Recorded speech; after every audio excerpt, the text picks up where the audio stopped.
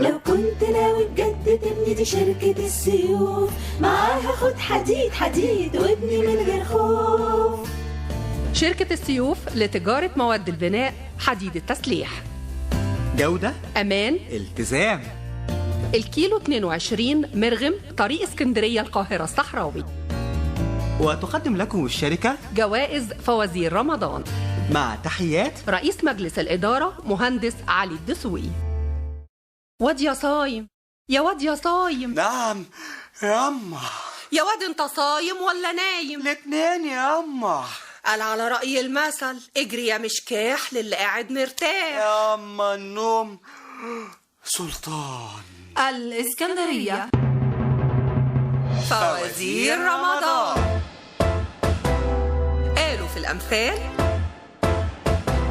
قالوا في الأمثال. مثلنا شعبي قديم ومفيد، عايش يعلم في الأجيال، هنقوله بس بوصف جديد، وانت تجاوب كده في الحال. الإعداد خالد السيد، التقديم أماني أبو السعود وخالد السيد. قالوا في الأمثال، قالوا في الأمثال. فوازير رمضان. يلا الفزورة بقى. طب خش الفزورة برجلك اليمين.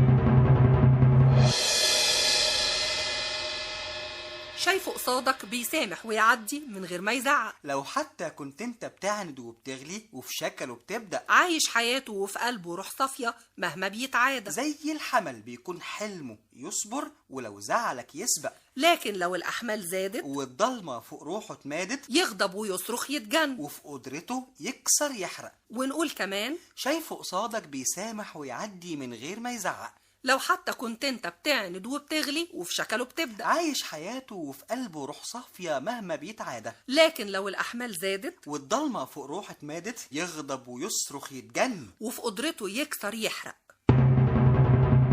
فوازير رمضان. قالوا في الأمثال،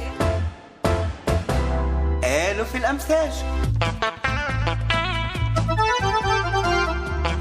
مثلنا شعبي قديم ومفيد، عايش يعلم في الأجيال، هنقوله بس بوصف جديد، وانت تجاوب كده في الحال. الإعداد خالد السيد، التقديم أماني أبو السعود وخالد السيد.